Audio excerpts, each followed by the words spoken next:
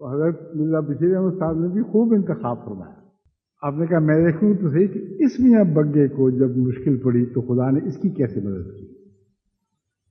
چنانچہ ان سے پوچھا میاں بگے بتاؤ کبھی تم نے بھی تبلیغ کی، کبھی تمہیں بھی دشمن نے گھیرا، پھر خدا نے تم سے کیا سلوک فرمایا؟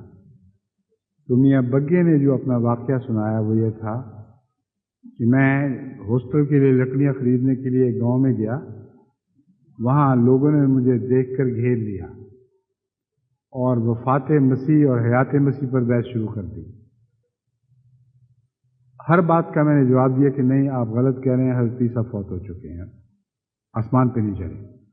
اب دلیل تو بیچارے کو آتی کوئی نہیں تھی، اسی بات کی تکرار کر رہا تھا.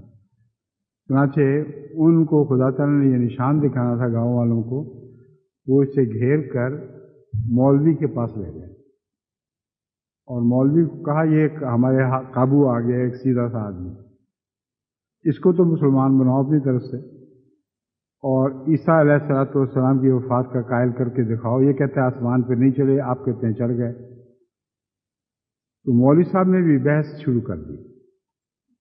جتنی بحث کرتے چلے گئے، جب وہ رکتے تھے اور میاں بگے کے منہ کی طرف دیکھتے تھے کہتے نہیں مزہ نہیں آیا. بالکل تسلی دی.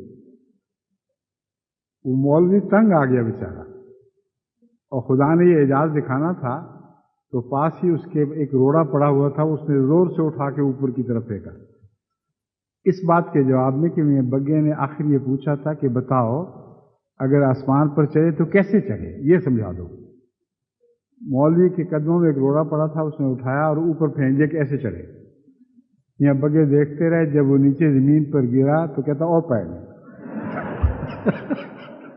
اگر چڑھ گئے تھے تو دیکھ لو وہ پڑے ہوئے.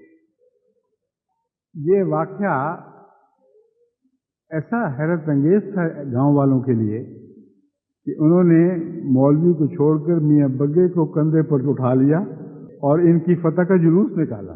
تو اس کو فرقان کہتے ہیں.